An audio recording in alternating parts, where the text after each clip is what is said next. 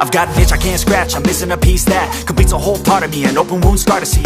Everybody come here, gather round, welcome to the freak show, the best in town. What the hell's wrong with me? I don't get along with anybody, honestly.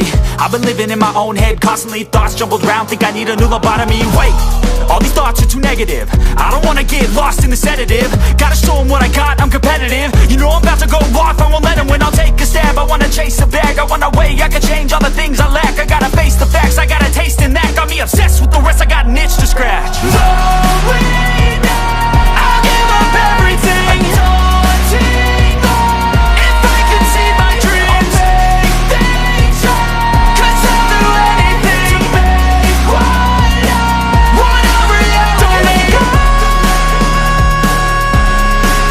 don't let go. I'll make things right.